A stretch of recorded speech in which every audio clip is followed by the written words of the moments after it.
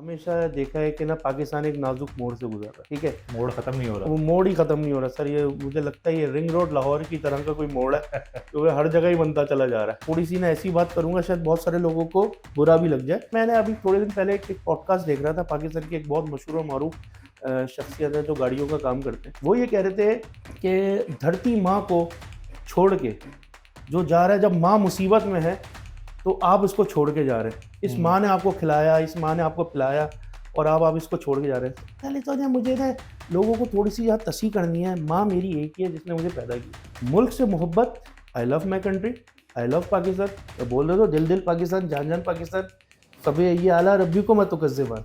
ठीक है ना, तुम कौन कौन सी नेमतों जो नेमतों में से एक नेमत है पाकिस्तान। आप मुंह में एक लॉलीपॉप लेके बैठे हुए, ना आप बोल रहे हैं ना कुछ कर रहे हैं। आपके नाक के नीचे लोग, आपके मुल्क के अंदर क्या क्या नहीं हो रहा।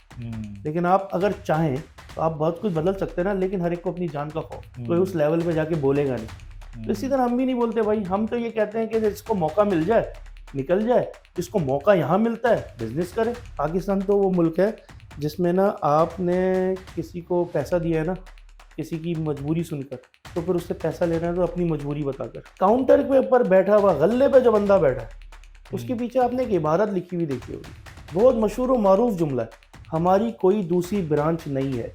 ये जो जुमला है ना, इसने पाकिस्तान की कारोबारी कम्युनिटी ने उसका बेड़ा गर्क किया, क्योंकि आपके अंदर इतनी औकात नहीं है आपकी, या आपके इतना इतना टैलेंट नहीं है, या आपकी इतनी अप्रोच नहीं है कि आप अपनी दूसरी ब्रांच भी खोल सकें। बिस्मिल्लाहिर्रहमानिर्रहीम, अस्सलाम वालेकुम, welcome to my social media channel. आज हमारे साथ पॉडकास्ट में एक नहायत ही इंटरेस्टिंग और बहुत ही प्यारे इंसान हमारे गेस्ट हैं, और ये कामयाब बिजनेसमैन हैं और माइंड्स मशीन डिजिटल के सीईओ हैं, जनाब सैयद जलालुद्दीन साहब। कैसे हैं आप? वालेकुम सलाम सर, बिल्कुल अल्हम्दुलिल्लाह। आप बताएं कैसे हैं? जी अल्हम्दुलिल्लाह, बहुत शुक्रिया आपका हमारे प्रोग्राम में तशरीफ आवरी का। अच्छा जलाल साहब, मुझे ये बताइए कि एक नौजवान को जो बिजनेस स्टार्ट करने से पहले क्या चीज़ें हैं जिनको उसको कंसिडर करना चाहिए और उसको माइंड में रख के और उनको प्लान करके चलना चाहिए? तो बिजनेस स्टार्ट करने से पहले ना आपने ये सोचना है कि आपने क्लासेस पे काम करना है या मासेस पे काम करना है। अब क्लासिक एग्जांपल मैं से देता हूँ, जैसे कि ना मर्सिडीज है, मर्सिडीज बेंज है, या लैम्बोर्गिनी है, या बुगाटी है। ठीक है, या आप और भी ऐसे कुछ ब्रांड्स हैं जो वुमेन्स फेयरिंग को लेके, या गैजेट्स को लेके, या पर्स को, चप्पलों को, सैंडलों को लेके ब्रांड्स बने हुए हैं। वो अब सिर्फ क्लास के लिए बनते, जैसे इराक के सद्दाम हुसैन के लिए एक कंपनी थी जो सिर्फ मखसूस सिर्फ सद्दाम हुसैन का जूता बनाती थी। अब वो सिर्फ सद्दाम हुसैन का जूता बना के अरबों करोड़ों कमा रही है, तो आप वो शुरू नहीं कर सकते। उसके लिए कॉन्टैक्ट, ताल्लुका सब चाहिए। मासेस के लिए आएंगे, जैसे आपके पास जे डॉट की एग्जाम्पल है, खाड़ी की एग्जाम्पल है, जो मासेस पे काम कर रही है। दुनिया के अमीर तरीन लोगों की भी आप लिस्ट उठा लें, आपको दुनिया के अमीर तरीन लोग भी जो नजर आएंगे ना, वो आपको मासेस पे काम करते नजर आएंगे। अगर आप बिल गेट्स भी नजर आ रहा है तो वो आपको एक ऐसा प्रोडक्ट बेच रहा है जो हर घर की जरूरत है, आपके अपने कंप्यूटर में मौजूद है। ठीक है, और अगर आप वर्ल्ड कंप्यूटर की एग्जांपल लेते हैं, आइकिया का, वो भी दुनिया का टॉप 4 के अंदर अमीर तरीन आदमी रह चुका है, जो फर्नीचर बेचता है, घर की हर जरूरत है। लेकिन आप कभी भी मर्सिडीज बेंज के ओनर का नाम नहीं जानते आप, ना वो नंबर 1 रहा, लेकिन मर्सिडीज बेंज का ओनर है। जब वो आपके साथ मिलेगा आप बोलेंगे यार ये देखो ये मर्सिडीज बेंज बनाता है, लेकिन आपको नाम नहीं पता। लैम्बोर्गिनी गूगल करके तो आप मालूम कर सकते हैं, लेकिन अभी ऐसा नहीं पता ना आपको। जैसे माइक्रोसॉफ्ट के ओनर का नाम आपको पता है, फेसबुक का पता है, फेसबुक का, मार्क जकरबर्ग का पता है, सबका पता है, लेकिन आपको लैम्बोर्गिनी के ओनर का नाम नहीं पता, आपको डॉल्सी गवाना के उसका नाम नहीं पता। ठीक है, तो इस तरह की बहुत सारी चीज़ें हैं जो कि ना आपने ये सोचना है कि आपने मासेस पे काम करना है या क्लासेस पे काम करना है। तो मेरे नज़दीक जो काम करने के लिए आपको बिजनेस करना है वो masses is a important factor, क्योंकि मासेस पे काम करके आप एक ये नहीं कर रहे होते, आप अपने सोच को या अपने बिजनेस को जो आपने सोचा है या आप जो काम कर रहे हैं वो आप लोगों तक फैला रहे हैं, लोगों तक पहुंच रहे हैं कि ना हाँ यार मैं ये बिजनेस करता हूँ, मेरा ये प्रोडक्ट है, आप इसको यूटिलाइज करें, वो करें, फिर वो वर्ड ऑफ माउथ से फिर आपका बिजनेस आगे बढ़ता है। तो पहले ये डिसाइड करें कि आपने बिजनेस क्या करना है, और कभी भी वो बिजनेस की तरफ ना जाएं जो सब कर रहे हैं मौसमी तौर पर। या तो आप बहुत स्पेशलाइज्ड हैं उसके अंदर, तो फिर आपकी प्रोडक्ट आपका नाम बना देगी। आपकी प्रोडक्ट या आपकी जो एंड प्रोडक्ट है वो आपका नाम, आपका जो आपका मकसद है वो अया कर देगी कि हाँ यार ये प्रोडक्ट मैंने यूज़ की थी, इन लोगों की ये आउटस्टैंडिंग बनाते हैं। अगर आप पिज़्ज़ा भी बना रहे हैं ना तो स्टैंडर्ड पे कभी भी कॉम्प्रोमाइज़ ना करें, क्वालिटी के ऊपर कभी भी कॉम्प्रोमाइज़ ना करें। वक्त आएगा, 6 महीने, साल लगेगा, लेकिन लोग एक दफ़ा आपके पास खा लेंगे तो फिर वो आपके पास कंटिन्यूसली आएंगे। अगर आपने ऐसी नॉर्मल लोगों का देखा देखी काम शुरू करना है तो सर फिर वो ज़्यादा दिन सर्वाइव करेगा नहीं वो बिजनेस। वो बिजनेस अब हम जैसे हम डिजिटल साइनेज के बिजनेस में हैं, अगर हम भी आम जो लोकल वेंडर्स हैं थूक चूना लगा के काम कर रहे हैं पाकिस्तान के अंदर, अगर हम भी उस तरह का काम करेंगे तो फिर हम ज़्यादा दिन सर्वाइव नहीं कर सकते। आज हमारे क्लाइंटेल के अंदर पाकिस्तान की टॉप की कंपनीज है, सही है, पाकिस्तान का टॉप का मशरूब है वो हमारा क्लाइंट है, पाकिस्तान की टॉप की वुमेन्स वेयरिंग ब्रांड है वो हमारा क्लाइंट है, पाकिस्तान की टॉप की पेट्रोलियम कंपनी हमारा ब्रांड है, हमारे बहुत सारे सुपर स्टोर्स हैं जो पाकिस्तान के टॉप के हैं जो पाकिस्तान के कोने कोने में खुल गए, वो हमारा क्लाइंटेल है। तो हम इनके लिए काम कर रहे हैं, हम उनके तो अगर हम भी नॉर्मल ऐसे ही काम करेंगे तो फिर हमें भी कोई नहीं पूछेगा, कुछ अर्से के बाद हम फिर सोच रहे होंगे हम कुछ और स्टार्ट करें।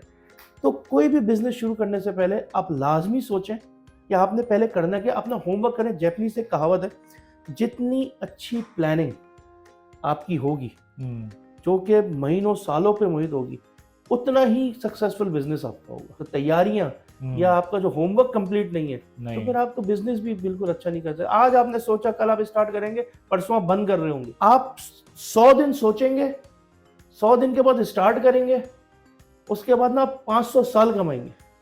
सही। तो ये बहुत इंपॉर्टेंट फैक्टर है कि आपकी प्लानिंग, आपकी जो एनर्जी है ना किधर खर्च हो रही है। ये ऐसे ही है ना, वो कहते हैं कि जो तरक्की याफ्ता ममालिक में जो प्रोफेशनल टेलर होता है, दर्जी होता है, तो वो ना अच्छी तरह सारी पैमाइशें करता है। वो 10 दफ़ा 20 दफ़ा पैमाइशें करेगा, एक ही दफ़ा काटेगा। एक ही दफा काटेगा। और पाकिस्तानी दर्जी होगा वो एक इधर से काट के नहीं सही नहीं, फिर इस तरह से भी कट बिल्कुल लगाएगा, ऐसे ही इस है। तरह भी लगाएगा। हम काट के साइज लेते हैं। हमारा काटने का जो क्राइटेरिया है ना वो सामने देखते हैं किस तरह का कस्टमर है, इसको एक ही दफा काट दो। हमारा ये क्राइटेरिया है, इसीलिए हम आगे नहीं बढ़ पाते। लेकिन वक्त चेंज होगा इंशाल्लाह, लोग समझ रहे हैं, लोग ये आगे जो बढ़ रहे हैं। पाकिस्तान के अंदर मायूसी है, सबसे पहले तो बिजनेस स्टार्ट करने से पहले जो है ना मायूसी आती है ना जहन में कि भी इस तरह के हालात हैं, इकोनॉमिक कंडीशंस बहुत ख़राब हैं, बड़े मसाइल हैं। सबसे पहले आप ये बताएं कि क्या वाकई जो है ना हालात बहुत ख़राब हैं और बिजनेस करने के लायक नहीं है, क्या समझते हैं आप? सर सबसे पहले तो आपने घबराना नहीं है, ठीक है? सही है। अब घबरा लेना चाहिए। सर तो घबराना, मायूस नहीं होना चाहिए, चले घबरा लें, घबराने की थोड़ी सी परमिशन है। जिन्होंने ये बात बोली शायद वो भी घबरा गया थोड़ा सा, तो लेकिन ये कि मायूस नहीं होना चाहिए, मायूसी तो गुनाह है। हाँ, परेशानियां ज़रूर होती हैं, दुनिया की हर कोने में परेशानियां। अगर यहाँ बैठ के आपको लगता है कि अमेरिका में या सऊदी अरेबिया में या इटली में या पेरिस में कहीं पर भी कोई बंदा काम कर रहा है ना उसको परेशान नहीं है, तो ये आपकी बहुत बड़ी गलतफहमी है। दुनिया में हर इंसान अपने अपने एटमॉस्फेयर, अपने अपने माहौल के हिसाब से परेशान है, ठीक है? ऐसा नहीं है कि अगर किसी ने यहाँ पिज़्ज़ा की दुकान किसी की यहाँ नहीं चल रही तो उसने पिज़्ज़ा की दुकान अगर उसने इटली में खोली हो तो वो बहुत कमा रहा हो, सर ऐसा बिल्कुल नहीं है। सऊदी अरब में भी वही मसाइल है, पूरी दुनिया में इस वक्त राइट नाउ, क्योंकि सर मैं आपको सच बता रहा हूँ, ये कुर्ब क़यामत है, ठीक है? नियर एंड टाइम बस करीब ही करीब है, मकाफ़ात अमल ऐसे ऐसे लोगों को मिल रहा है। तो इसमें घबराने की ज़रूरत नहीं है, हालात का मुकाबला करें, परेशानियाँ अप एंड डाउन्स आती रहती हैं, ठीक है? और कभी भी ना जो आपने कभी भी हॉस्पिटल में देखा होगा लोगों का जो ग्राफ चल रहा होता है वो ऐसे चलता है तो इसका मतलब है ज़िंदगी है। अगर ऐसे हो गया ना, लाइन स्ट्रेट हो गई, तो फिर इसका मतलब है गया, मौत है। तो अप एंड डाउन आएंगे, लाजमी आएंगे। आपने कितना साबित कदम रहना, ये नहीं है कि ना आपने सोचा यार ऐसी की तैसी, यार अब मैंने ना बड़ा परेशान हो गया ना, मैंने लोगों को भी परेशान कर देना, मैंने लोगों के साथ धोखाधड़ी के साथ काम करना है। नहीं, ऐसा नहीं करें। थोड़ा सा एक स्टेप बैक जाएं, गलतियां सोचें, गलतियां क्या की हैं, तो ये सोचें थोड़ा सा, जिंदगी खत्म नहीं हो जानी, ठीक है? थोड़ा सा सोचें, फिर आगे बढ़ें, फिर आगे बढ़ के आगे छक्का मारें।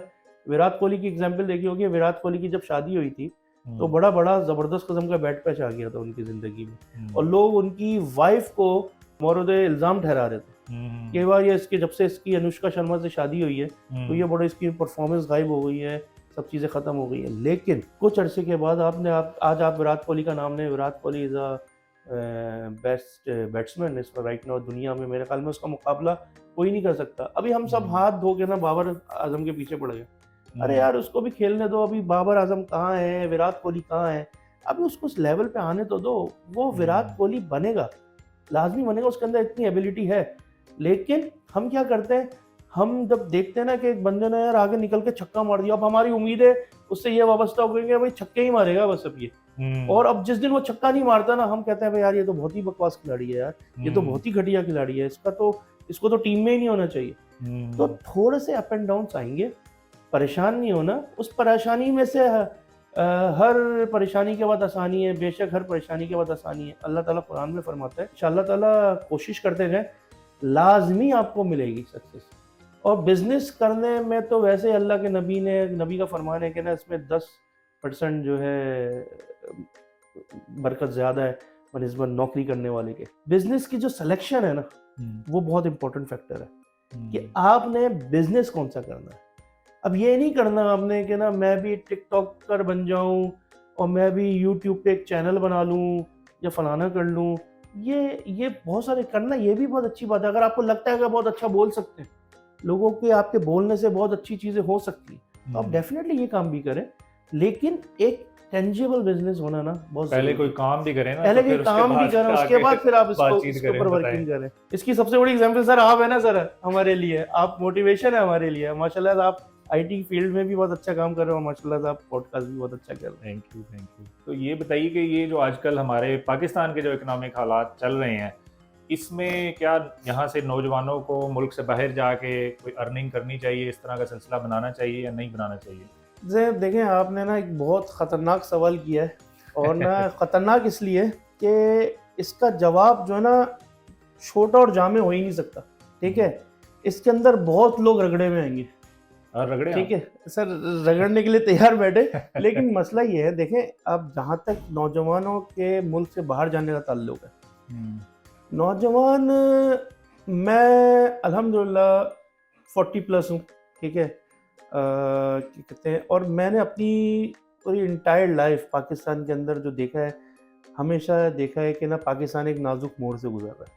ठीक है, मोड़ खत्म नहीं हो रहा, वो मोड़ ही खत्म नहीं हो रहा सर। ये मुझे लगता है ये रिंग रोड लाहौर की तरह का कोई मोड़ है जो हर जगह ही बनता चला जा रहा है। ठीक है, तो अब इस मोड़ से गुजरने के लिए मैं नहीं चाहता कि मैं और मेरे बच्चे भी ना मज़ीद 40 साल इंतज़ार करें।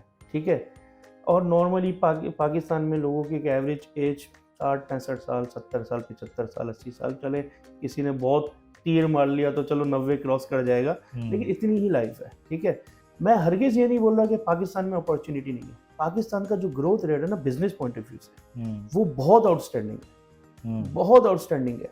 लेकिन जहाँ तक जॉब का मामला है, ठीक है, अगर कोई बच्चा किसी यूनिवर्सिटी से पढ़ के निकलता है, ये बोलता है यार मैंने ना यहाँ पर मेरी 50,000 की जॉब हो जाएगी या 70,000 की जॉब हो जाएगी, वो अपने बच्चे को क्या सिखाएगा? ठीक है ना, मेरे नज़दीक जिसको मौका मिलता है वो भले निकल जाए, क्योंकि बाहर जाके भी आप पाकिस्तान की खिदमत ही कर रहे हो। क्योंकि आप जो एक फॉरेन कंट्री में एक अर्निंग कर रहे हो, तो फिर आप पाकिस्तान भेज रहे हो, जाहिर बात है बैक होम पे आपके वालिदैन हैं, आपके रिश्तेदार हैं, बहनों की शादियां हैं, भाइयों की शादियां हैं, बहुत सारे रिश्तेदार हैं, आपके गरीब गुरबा, आपके रिश्तेदारों के अंदर बहुत सारे लोग हैं जिनको आप हेल्प करते हैं। आप जाहिर सी बात है आप उड़ के तो नहीं आके पैसा दोगे, किसी ना किसी चैनल के जरिए पैसा दोगे। तो वो जो चैनल है वो पाकिस्तानी आ रहा है, तो एक तरह से आप खिदमत ही कर रहे हैं पाकिस्तान की एज अ फॉरेन। और अभी भी आप देख रहे हैं, आप अभी पाकिस्तान की इकोनॉमी उठाएं, पाकिस्तान के अंदर एक बहुत बड़ा जो पाकिस्तान के जो बिजनेस जो चल रहा है, पाकिस्तान के जो मामला चल रहे हैं, उसमें से ऐसे बहुत सारे फॉरेनर पाकिस्तानी हैं जो फॉरेन कंट्रीज़ में रहते हैं, जो अपनी रिमिटेंस भेजते हैं, तो इसकी वजह से पाकिस्तान की चीज़ें जो है ना, वो मामला जो है ना बहुत अच्छे चल रहे हैं। तो मेरे नज़दीक पाकिस्तान से बाहर जाके नौकरी करना बिल्कुल गलत बात नहीं है। नौकरी कर रहे हैं या कोई बिजनेस कर रहे हैं पाकिस्तान में अगर है, तो मैं ये कहता हूँ कि कोशिश करें किसी अच्छे बिजनेस की तरफ आएँ, लोगों के लिए रोज़गार का सबब बने। पाकिस्तान के अंदर ना ऐसे बहुत सारे लोग हैं जो, अब मैं ज़रा थोड़ी सी ना ऐसी बात करूँगा शायद बहुत सारे लोगों को बुरा भी लग जाए, तो भाई माजरत नहीं कीजिएगा, इस चीज़ को पॉजिटिव लीजिएगा, नेगेटिव तो बहुत सारी दुनिया ले रही है। तो सीन ये है कुछ ऐसा कि ना, मैंने अभी थोड़े दिन पहले एक पॉडकास्ट देख रहा था, पाकिस्तान की एक बहुत मशहूर और मारूफ शख्सियत है जो गाड़ियों का काम करते हैं, ठीक है, नाम लेना अच्छी बात नहीं है। वो ये कह रहे थे कि धरती माँ को छोड़ के जो जा रहा है, जब माँ मुसीबत में है तो आप उसको छोड़ के जा रहे हैं। इस माँ ने आपको खिलाया, इस माँ ने आपको पिलाया और आप इसको छोड़ के जा रहे हैं। पहले तो मुझे ना लोगों को थोड़ी सी यार तसी करनी है, माँ मेरी एक ही है जिसने मुझे पैदा किया, ठीक है। मुल्क से मोहब्बत, I love my country, I love Pakistan. मैं बोल रहा हूँ दिल दिल पाकिस्तान, जान जान पाकिस्तान, कभी ये आला रब्बी को मत तुकज़्ज़िबान, ठीक है ना। तुम कौन कौन सी नेमतों जो, नेमतों में से एक नेमत है पाकिस्तान। लेकिन सर देखें, इस दुनिया में ना वतनियत का जो कॉन्सेप्ट है, जो हम लोगों ने एडमायर किया हुआ है, जो हम समझते हैं कि ये वतनियत का कॉन्सेप्ट है, ये इस कॉन्सेप्ट को मैं नहीं समझता, ठीक है। अल्लामा इकबाल का एक बड़ा मशहूर शेर है, इन ताज़ा खुदाओं में बड़ा सबसे वतन है, जो पैराहन इसका है वो मज़हब का कफन है, ठीक है। तो मेरे नज़दीक पूरी दुनिया अल्लाह की है। दुनिया में हम अल्लाह के ज़मीन पर नायब हैं। रिस्क तलाश करो पूरी दुनिया में, कहीं भी मिले, सही है। आपकी अल्टीमेट कोशिश ये होनी चाहिए कि ना आपको ज़िंदा रहने का हर इंसान को हक़ है और कोशिश भी होनी चाहिए। तो एक बेहतर लाइफ गुजारने के लिए, अगर आपको बेहतर लाइफ गुजारने के लिए मौका मिल रहा है पाकिस्तान से बाहर, तो आप डेफिनेटली जाएं। तो वो साहब की मैं उस दिन पॉडकास्ट सुन रहा था, तो मुझे बड़ा अफसोस हो रहा था, क्योंकि वो उन साहब के बारे में जहाँ तक मुझे नॉलेज है, वो एक पाकिस्तान के एक बहुत बड़े जो एजुकेशनल इंस्टीट्यूट है उधर से वो पढ़े हुए। अच्छा, उसके बाद वो इंग्लैंड जाके भी पढ़े, ठीक है। तो और उसके बाद वो जिस पाकिस्तान के जिस इदारे से पढ़े, उसके अंदर मेरा नहीं ख्याल कि कोई एक मीडियोकर लेवल का बच्चा जो है ना वहाँ पढ़ सकता। बड़ी प्रिविलेज क्लास जाती है, प्रिविलेज क्लास जाती है, जो जो जो बचपन से प्रिविलेज्ड है, जिसकी जेब में पैसा है, जो वॉलेट निकाल के ये नहीं सोचता अपने बच्चों को खाना खिलाने से पहले, चल बेटा तू 27,000 का स्टेक खा ले, कोई मसला ही नहीं है यार, तेरा बाप एक गाड़ी बेच देगा, कोई मसला नहीं है, इतने की गाड़ी बिक जाएगी। और गाड़ी खरीदने वाले भी आपकी प्रिविलेज क्लास के ही लोग हैं जो आपके साथ पढ़ते थे, वही आपकी गाड़ियाँ खरीद रहे हैं, वही कर रहे हैं। तो मुझे ना थोड़ा सा ना उनकी बात लगी कि ना उनका जो एक कॉन्सेप्ट है ना मुल्क को छोड़ के नहीं जाने वाला, क्योंकि उनका पेट भरा हुआ है, उनके घर के गैरेज में बहुत ज़बरदस्त गाड़ियाँ खड़ी हैं, उनको कोई मसला नहीं है, ठीक है। लेकिन वो बच्चा, वो तबका जो एक छोटे से इलाके में, उसका बाप एक नॉर्मल नौकरी कर रहा है एक प्राइवेट इदारे में, जिसकी मुश्किल से सैलरी 75,000 होगी या लाख रुपए होगी। लाख रुपए में होता क्या सर? लाख रुपए में कुछ भी नहीं होता आज भी। मतलब एक मिडिल क्लास, आप अगर किराए पे भी रह रहा है, बिजली के बिल नहीं पूरे होते, बिजली के बिल हो गया, घर का किराया हो गया, बच्चों की फीस होगी, खत्म। ग्रोसरी कहाँ गई, दवा दारू कहाँ गई, सारी बीमारियां के इलाज कहाँ गए, तो ये एक अलग मैटर है, ठीक है। बहुत सारे हमारी नामी गिरामी तंजीमें हैं जो खड़े होकर चीख गला फाड़ फाड़ के चिल्लाती तो है गरीब लोगों के लिए, लेकिन करता कराता कोई किसी के लिए कुछ नहीं है, ठीक है। एक गरीब मिस्किन बनाए, लोगों को चाहिए कि ऐसे मौके पैदा करें रोज़गार के, कि आप अपने मुल्क में, आप मुंह में एक लॉलीपॉप लेके बैठे हुए, ना बोल रहे हैं ना कुछ कर रहे हैं, आपके नाक के नीचे लोग, आपके मुल्क के अंदर क्या क्या नहीं हो रहा। लेकिन आप अगर चाहें तो आप बहुत कुछ बदल सकते हैं ना, लेकिन हर एक को अपनी जान का खौफ, कोई उस लेवल पे जाके बोलेगा नहीं। तो इसी तरह हम भी नहीं बोलते भाई, हम तो ये कहते हैं कि जिसको मौका मिल जाए निकल जाए, जिसको मौका यहाँ मिलता है बिजनेस करे। लेकिन मैं कभी किसी को जाने से रोकूंगा नहीं, या अगर मेरा बच्चा भी अगर बाहर जाना चाह रहा है, पढ़ना चाह रहा है, काम करना है, हाँ जाओ। अगर तुम्हें लगता है, मैं भी 15 साल मुल्क से बाहर रहा हूँ, मैं वापस पाकिस्तान आया हूँ और यहाँ काम कर रहा हूँ और कोशिश ये कर रहा हूँ कि यार अपने बिजनेस को परवान चढ़ाएं और लोगों को नौकरियाँ दें। लेकिन मुझे बहुत सारी हर्डल्स का सामना है। मैं अगर आउट ऑफ होम में काम कर रहा हूँ, मैं डिजिटल साइनेज में काम कर रहा हूँ, तो बहुत सारी ऐसी चीज़ें मेरे सामने ऐसा एक खौफनाक बला बन के सामने आती हैं कि जिसको अवॉइड करना बहुत नामुमकिन है। मैं भी बड़ा दिल बर्दाश्त होता हूँ, लेकिन मैं जा नहीं रहा।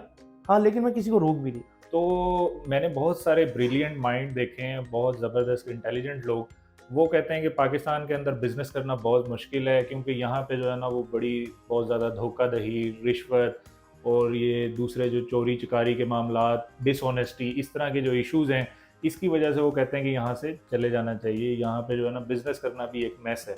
इसको आप कैसे देखते हैं? आप कैसे मैनेज कर रहे हैं सारी चीज़ों को, उसको लेके चल रहे हैं चैलेंजेस को? पाकिस्तान के अंदर जो बिज़नेस है ना, जिसने भी ये बात बोली है वो बिल्कुल 100% करेक्ट बोली है। पाकिस्तान के अंदर बिज़नेस करना वाकई में बहुत मुश्किल है, क्योंकि आप जब पाकिस्तान तो वो मुल्क है जिसमें ना आपने किसी को पैसा दिया है ना, किसी की मजबूरी सुनकर, तो फिर उससे पैसा लेना है तो अपनी मजबूरी बताकर, कि भाई मैं बड़ा मजबूर हो गया हूँ, मेरे पैसे वापस कर। हमने भी लिए हुए, हम भी मार्केट के बहुत सारे लोगों का लोन होता है, बैंक्स का लोन होता है, हम भी चुका रहे होते हैं। लेकिन होता क्या है पाकिस्तान में, जब आप बिजनेस करने जाते हैं, या तो मैं लोगों को एक ही बात बोलता हूँ, अपना खूंटा मजबूत कर लो। अच्छा, अब खूंटा कैसे मजबूत होता है? खूंटा ऐसे मजबूत होता है कि आपने किसी पावरफुल शख्सियत के साथ या तो पार्टनरशिप कर लें, जिसकी बिना पर आपका पैसा ना रुके। क्योंकि पाकिस्तान के अंदर एक बड़ा अजीब किस्म का क्राइटेरिया है कि ना, काम करवा लेंगे, पैसा नहीं देते। ठीक है, या तो आप इतना अपने अंदर दम पैदा करें, आप बोले यार मैं तब तक काम नहीं करूंगा जब तक आप हमें 100% पैसा नहीं दे देते। ठीक है, और 100% कोई भी नहीं देता आपको। ठीक है, अगर 25% 30% यानी इतना पैसा ले लें जिसमें आपका वो प्रोजेक्ट कंप्लीट हो जाए, उसके बाद आप लगे ना। हमारे साथ भी ऐसा ही है, हम बहुत सारी जगहों पे हमारे पेमेंट फंसी हुई है, लेकिन हम बस जाते हैं, करते हैं। हाँ, पाकिस्तान में काम करना आसान किस लिए, अब मैं आपको इसकी एग्जांपल देता हूँ। मुश्किलात तो मैंने आपको बता दी कि हाँ, ये पैसे लेने का, लेन देन का अमल बहुत ख़तरनाक है, या गवर्नमेंट के कुछ इदारे हैं जिनके साथ मामला तय करना बड़ा मुश्किल है। सीधे काम भी हमारे पास सीधे तरीके से नहीं होते, उसके लिए उल्टे तरीके से ही जाना पड़ता है। आपने उमूमन पाकिस्तान के मुख्तलिफ शहरों का सफ़र किया होगा, आपने ना कुछ कारोबारी मराकज़ के ऊपर ना एक बड़ी मशहूर व मारूफ काउंटर के ऊपर बैठा हुआ, गल्ले पे जो बंदा बैठा है, उसके पीछे आपने एक इबारत लिखी हुई देखी होगी, बहुत मशहूर व मारूफ जुमला है, हमारी कोई दूसरी ब्रांच नहीं है। ये जो जुमला है ना, इसने पाकिस्तान की कारोबारी जो कम्युनिटी ना, उसका बेड़ा गर्क किया। क्योंकि आपके अंदर इतनी औकात नहीं है आपकी, या आपके इतना टैलेंट नहीं है, या आपकी इतनी अप्रोच नहीं है कि आप अपनी दूसरी ब्रांच भी खोल सकें। ये जो है ना, आज मैं कहता हूँ ना पाकिस्तान में बिजनेस करना आसान क्यों, वो इसकी वजह आसान ये है कि मैं जोड़िया बाजार में जो बहुत बड़ा व्यापारी है, कोई पत्ती बेच रहा है, कोई दालें बेच रहा है, कोई कुछ बेच रहा है, आज मैं एक नए आइडिया के साथ सेम चीज़ बेचने जाऊँगा ना, शायद मैं उससे ज़्यादा अच्छा बेच दूँ। क्यों? क्योंकि उसने अपने आप को इतना महदूद कर लिया है, ये लिख के कि मेरी कोई दूसरी ब्रांच नहीं है। पाकिस्तान के अंदर एक बहुत बड़ी मशहूर निहारी की एक दुकान है, ठीक है, वो उनके पास भी यही लिखा हुआ था। अच्छा, उनके पास भी ये लिखा हुआ था। मतलब मैं अगर बैठा हुआ, वो एक कराची के सेंट्रल एरिया के अंदर वो दुकान थी, और बिलाशुबा बहुत ज़बरदस्त निहारी बनाते हैं वो, बहुत ज़बरदस्त। लेकिन अगर मैं 20 किलोमीटर 25 किलोमीटर कहीं दूर डिफेंस क्लिफ्टन में बैठा हूँ, मुझे वो निहारी खानी है, मैं नहीं आऊँगा सर चल के, मैं वहाँ नहीं जाऊँगा। ठीक है, नहीं, अगर सच्ची तड़प होगी तो फिर आप जाएंगे सर। सच्ची तड़प के लिए सर फिर आप 2-3 फिर बाहर, कराची में तो मसला है ना, फिर आप सच्ची तड़प के लिए आप एक बाहर वाला अलग मोबाइल निकाल के रखें क्योंकि उधर तक जाने के लिए, सच्ची तड़प के लिए फिर आपको वो मोबाइल से हाथ धोना पड़ेगा।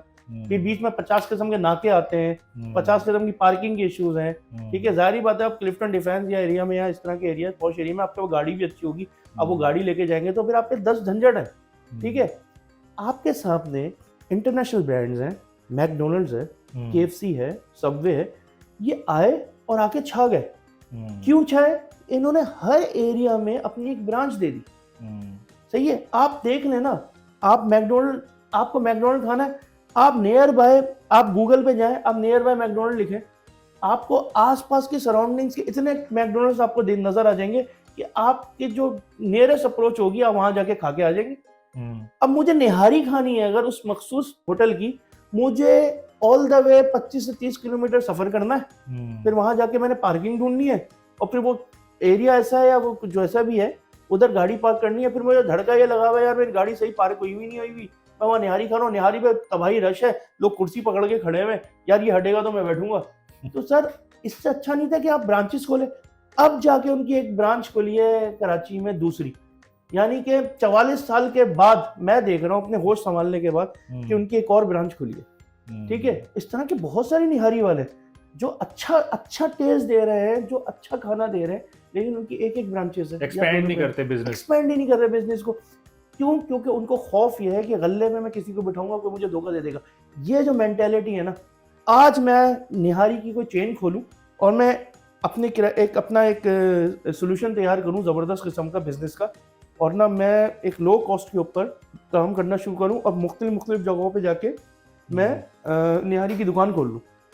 ठीक है, मैं उनसे ज्यादा अच्छा कमा के दिखा सकता हूं आपको, क्योंकि मैं नई सोच लेके जाऊंगा, क्योंकि मुझे पता है ब्रांचेस खोलने का फायदा क्या है। एक तो आप लोगों का रिस्क जोड़ना अपने साथ, आपको नहीं पता किसके नसीब से आपको क्या मिल रहा है। आप इतने अरसे से एक जगह बैठे हैं, वहीं पर लगे पड़े हैं, वहीं बेच रहे हैं, वही घर है, वही मखसूस तबका, वही मखसूस लोग आपके साथ ज्वाइन किए हुए। लोगों को मौका दे। इसीलिए तो लोग पाकिस्तान का ये बेड़ा गर्क हुआ है कि आप लोगों को मौका ही नहीं दे रहे। यही हाल सियासत में, घूम फिर के एक ही मखसूस किस्म के लोग आ रहे हैं सामने, नाम किसी का लेने की जरूरत नहीं है, और पुराने चेहरे हैं, तो पुराने चेहरे, ये बात सबको पता चल गई है, सबको बिल्कुल आया होगा। ये पुराने चेहरों के बच्चे हैं, फिर उनके बच्चे हैं, फिर उनके बच्चे हैं, वही लोग चेंज ही नहीं ला रहे। इसीलिए तो पाकिस्तान का ये हाल है, ये लोग आगे बढ़ ही नहीं रहा हमारा मुल्क। हाँ, जो कमा रहे अब असल में हमारे पास एडहॉक बेसिस पे जो फैसले होते हैं ना, बस अभी फॉर द टाइमिंग वो जिसको कहते हैं नजरिया जरूरत के तहत फैसले हो रहे हैं। पॉलिसी मेकिंग नहीं है, कोई पॉलिसी नहीं बना रहा, ना बिजनेस की पॉलिसी बना रहा है कोई, ना मुल्क को चलाने की पॉलिसी बना रहा है कोई, ना तालीमी निज़ाम की पॉलिसी बना रहा है। मेरे नज़दीक यकसा तालीमी निज़ाम होना चाहिए, सबको इक्वल अपॉर्चुनिटी होनी चाहिए। लेकिन ये बोलने सुनने को बहुत अच्छा है सर, लेकिन ये इम्प्लीमेंटेशन के वक्त ना आप वो मेरे को, मुझको, हम जैसे हम ख्याल लोगों को ना बैठ के ना कोई प्रेस कॉन्फ्रेंस करके किसी ना किसी चीज़ की मजम्मत ही करनी पड़ेगी, और यकीनन आप अच्छी तरीके से जानते हैं। सही। आप क्या समझते हैं वैसे, जो एक बिजनेस माइंडसेट है, वो एक तो वो क्लास है ना जिनको कॉलेज और अच्छी यूनिवर्सिटीज तक जाने का उनको मौका ही नहीं मिल पाता, उनके पास वसाइल ही नहीं है, उनके पास वो फीसिस नहीं पे कर सकते। एक बहुत बड़ा तबका जाता भी है यूनिवर्सिटीज़ में, अच्छे कॉलेजेस में जाता भी है, तो वो वहाँ से ग्रेजुएट होके पास आउट होके वो बिजनेस क्यों नहीं अपने रन कर रहे, वो क्यों जॉब में जा रहे हैं, वो क्यों जो है ना वो जॉब के पीछे जाना चाहते हैं? देखिए सर, इसमें ना थोड़ा सा ना मैं इस बात को ऐसे समझता हूँ, इसमें ना थोड़ा सा ना घर के अंदर जो डिसीजन मेकर है, जो नॉर्मली माँ बाप है ना, ये उनकी बहुत बड़ी गलती है। इसके अंदर मैं उनको जिम्मेदार ठहराता हूँ इस बात का कि ना आपका बच्चा, आपके बच्चे के बारे में आपको ज़्यादा अच्छी तरीके से पता होगा कि वो क्या करना चाहता है या वो क्या आगे बढ़ना चाहता है। मैंने ऐसे ज़बरदस्ती के इंजीनियर्स देखे हैं, मैंने ज़बरदस्ती के डॉक्टर्स देखे हैं। वो एक फ़िल्म आई थी 3 इडियट्स, देखा होगा। कहने को तो फिल्म है, लेकिन उसमें एक बहुत अच्छी बात ये कही गई है कि आप ये तो जज करो मैं वो बच्चा करना क्या चाहता है। हो सकता है वो बच्चा नहीं सोच रहा, आप उसको गाइडेंस दे दो। हमारे पास गाइडेंस नहीं है, बहुत ही कम लोगों के पास गाइडेंस है। अगर आप कहते हैं ना, नहीं, अगर मैं ये बात करूंगा ना किसी मजमे में, तो वह हम तो अपने बच्चे को बहुत अच्छी गाइडेंस देते हैं, बहुत ज़बरदस्त तरीके से उसको परवान चढ़ाते हैं। भाई आप एक आधे हैं, आप उस 100% का ना सिर्फ 5 से 10% है। मैक्सिमम लोग जो ना, जिनके पास टाइम ही नहीं है, पेट से आगे का वो सोच ही नहीं रहे, वो अपने बच्चे को क्या गाइडेंस देंगे, वो अपने बच्चे को क्या बताएंगे, वो क्या समझाएंगे कि बेटा तू बनना क्या चाहता है, नहीं तुमने इंजीनियरिंग करनी है। अब वो भाई वो ना इंजीनियर, उसका इंजीनियरिंग में इंटरेस्ट ही नहीं है, तो वो जब पढ़ के निकलेगा ना वो अच्छा इंजीनियर बन पाएगा, ना उसको कोई ढंग की जॉब मिलेगी।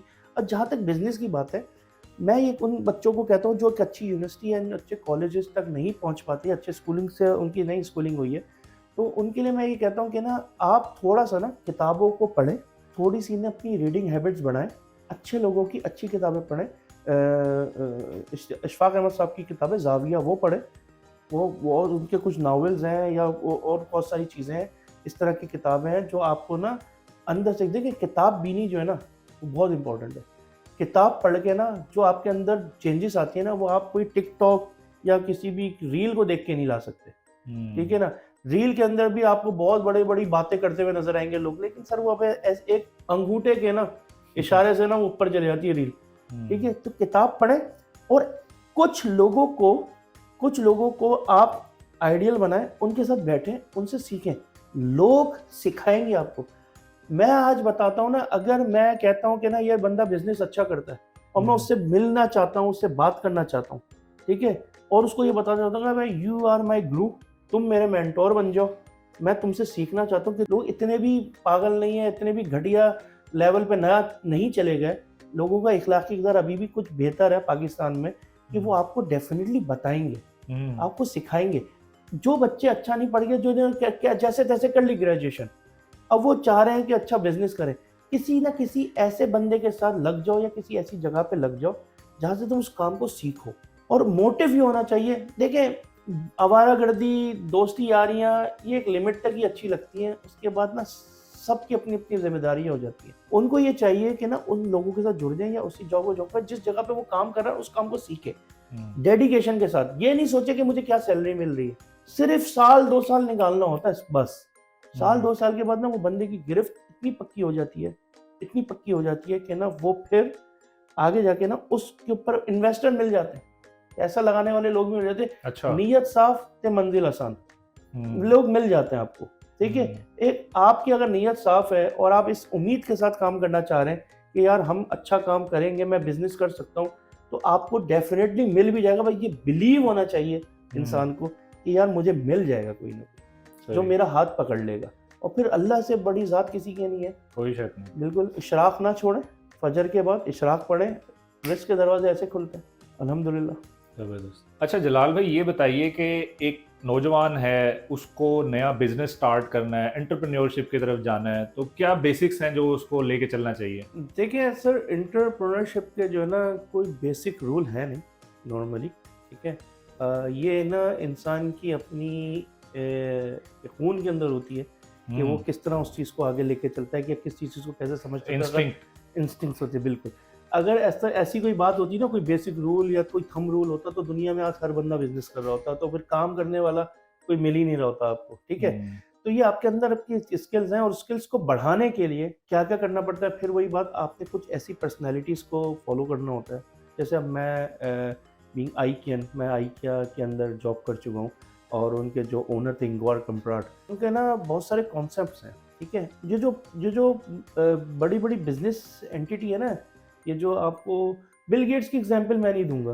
बिल गेट्स की एग्जांपल उमूमन लोग कहते हैं देखो यार वो हार्वर्ड का जो है ड्रॉप आउट था। अरे यार, हार्वर्ड में ड्रॉप आउट होने से पहले हार्वर्ड जाके तो दिखाओ, उसके बाद ड्रॉप आउट होके कोई बिजनेस करना ना। तो वो तो प्रिविलेज चाइल्ड था। और आज आप बिल गेट्स बन जाए, आज आपके सेम अपॉर्चुनिटी है सर, आप हिट नहीं होंगे, क्योंकि उनकी वालदा, बिल गेट्स की वालदा आईबीएम की जो बोर्ड ऑफ डायरेक्टर्स थे उसके एक मेंबर थी। उन्होंने आईबीएम के जो चेयरमैन थे उनको बोला था यार मेरा बेटा ये काम स्टार्ट करना चाहता है, तो प्रिविलेज चाइल्ड है। बिल गेट्स के जो वालिद थे वो लॉयर थे, वो काफी सारे जो उसके एग्रीमेंट्स थे वही उसको बता देते थे, गाइड करते थे। तो बस वही होता, तो वो एक प्रिविलेज चाइल्ड था। वो जिस क्लैन, जिस कबीले का बंदा है ना, तो उस कबीले के लोगों को ही वो हुई है हासिल है कि वो हो जाए। आज माइक्रोसॉफ्ट जैसा काम आप शुरू करें, सर आपको कोई पूछेगा भी नहीं ना, मैं शुरू करूँ मुझे भी नहीं कोई पूछेगा, वो बिल गेट्स ही था। तो मैं उन लोगों के एग्जाम्पल बनाए। अगर आपने कोई बिजनेस स्टार्टअप करना है या एंटरप्रेन्योरशिप करनी है, तो आपके पास पाकिस्तान में भी बेनतहा मिसालें मौजूद हैं, ठीक है। पाकिस्तान के अंदर भी, पाकिस्तान से बाहर भी। मैं इंगवार कम्प्राट की एग्जांपल इसलिए देता हूँ, अमूमन मैं खुद जो है जॉब कर चुका हूँ और उनके कॉन्सेप्ट्स को पढ़ चुका हूँ। Low cost for many people, ये एक आइकिया का कॉन्सेप्ट है, ठीक है। इंगवार कम्प्राट ये बोलते हैं कि ना गलतियाँ असल में हमारे पास ना, लोग क्या करते हैं, डरते हैं कि हमसे गलती ना हो जाए, नुकसान ना हो जाए, या ये ना हो जाए ना वो ना हो जाए। इस वजह से वो कोई भी डिसीजन लेने से पहले घबरा जाते हैं।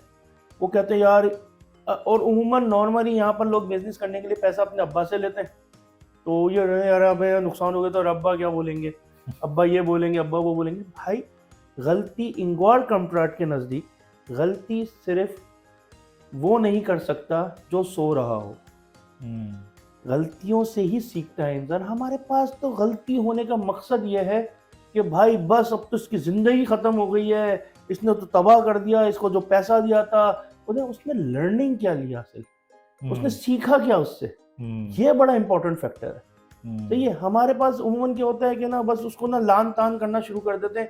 वो तारे ज़मीन के अंदर एक बड़ा ज़बरदस्त सीन है, जब वो अपने बच्चे के लिए प्रोग्रेस मालूम करने के लिए आमिर खान के पास जाता है और उससे पूछता है यार मेरे बेटे की प्रोग्रेस कैसी है, मैंने अपने बेटे के लिए इस डॉक्टर से अपॉइंटमेंट ले ली, उस डॉक्टर से अपॉइंटमेंट ले ली, मेरी बेगम रिसर्च कर रही है उसके ऊपर, मेरी वाइफ रिसर्च कर रही है, हम लोग अपने बच्चों को करेंगे। तो आमिर खान ना उसके अगेंस्ट में उसको एक जवाब देता है। सोलोमन आइलैंड के एक दरख्त की एग्जाम्पल देता है कि ना, सोलोमन आइलैंड के जो लोग हैं, अगर किसी दरख्त को काटना मकसद होता है ना, या हटाना मकसद होता है, तो उसको काटते नहीं, वो पूरे लोग उसके बाद जमा हो जाते हैं और उसको ना जी भर भर के गालियाँ देते हैं। कुछ अरसे के वो गलत दरख्त जो है खुद ब खुद सूख जाता है। तो हम जिस बच्चे के ऊपर हम ये बच्चे को भरोसा देना चाहिए कि यार हमने इसके ऊपर भरोसा करके इसको पैसा दिया, अब ये काम करिए, या तो आप अपने सरप्लस पैसों में से पैसा दे रहे हैं ना, तो आप उसको भूल जाएं, उसको आप आज़ादी से काम करने दें, ठीक है। आज़ादी से काम करने दें, जब वो सीखेगा, डुबाएगा, उभरेगा, निकलेगा, उसके बाद वो इस तरह का हेल्दी हो जाएगा, उसके मसल्स बन जाएंगे, तो फिर वो तैरना भी शुरू कर देगा प्रॉपर्ली तरीके से, ठीक है। अगर आप उसको ये बोलेंगे वो बेचारा उभर रहा है, डूब रहा है, ऊपर से आप भी उसको लान तान कर रहे हैं, तो फिर तो सर आप फिर बिजनेस ना करें। तो ऐसे लोगों को एग्जाम्पल बनाए जो दुनिया में कामयाब है, उनकी हिस्ट्री पढ़ें। ज़रूरी नहीं है कि आप जो है इनको ही पढ़ें, किनको, ये बिल गेट्स को या फलाने को, ये तो बिल्कुल आप इंगॉर कंपैट की हिस्ट्री पढ़ें। आप जो है जे डॉट के जो ओनर है सोहेल साहब, उनकी हिस्ट्री पढ़ें, उनके बारे में जानें।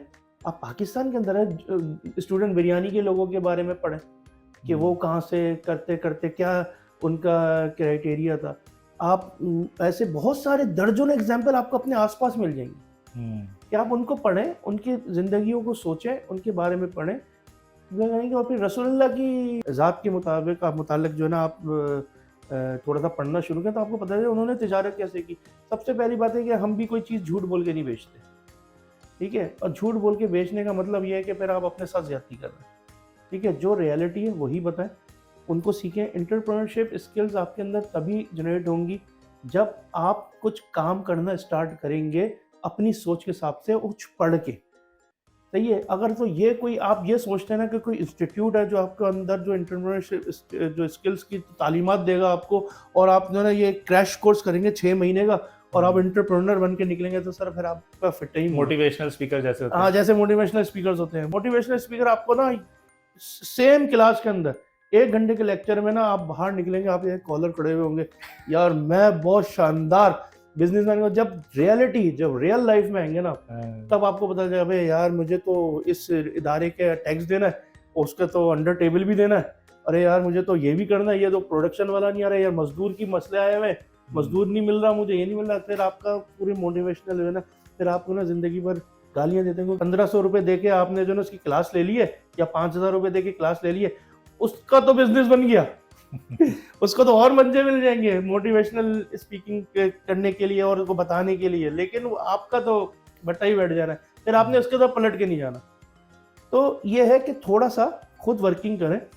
किसी भी बिजनेस को शुरू करने से पहले ना आपको जॉब करना जरूरी है, ताकि आपको पता चले कि हाँ यार जॉब करने के बाद ना, क्योंकि आपने भी बाद में लोगों को जॉब पे ही रखना है, तो आपको वो इन आउट्स वाला, अगर आपके साथ जॉब के ऊपर कोई इस तरह की हरकत हुई है, आपके साथ ज्यादती हो गई है, तो आप अवॉइड करें कि जब आप लोगों को जॉब पे रखें तो वो चीज़ आप उनके साथ ना करें। तो फिर आप एंटरप्रेन्योर प्लस बन जाएंगे, प्रो मैक्स बन जाएंगे सर, मसला ही नहीं है। फिर तो बिजनेस करना देखा जाए तो बहुत आसान भी है, बहुत मुश्किल भी है, लेकिन अगर आपने वो मुश्किलात अबूर कर ली ना तो फिर सर आप बिजनेस का बाप भी कर सकते हैं। जी शुक्रिया जलाल भाई आपके कीमती टाइम का बहुत। और आज हमने बड़ी मुफीद मालूमात आपसे हासिल करी, बड़ी ज़बरदस्त टॉपिक्स के ऊपर हमने गुफ्तगू की, स्पेशली जो है ना वो आपके बिज़नेस के हवाले से और डिजिटल साइनेज के हवाले से हमने जो बातचीत की वो बड़ी ज़बरदस्त थी।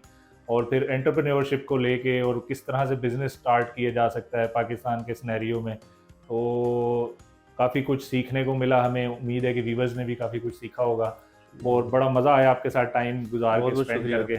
और उम्मीद करेंगे कि आपके साथ नेक्स्ट मजीद भी हम गुफ्तगू करें और ताकि व्यूअर्स भी इससे फ़ायदा मंद हो सकें। बिल्कुल। बहुत शुक्रिया, थैंक यू। अस्सलाम वालेकुम। अस्सलाम।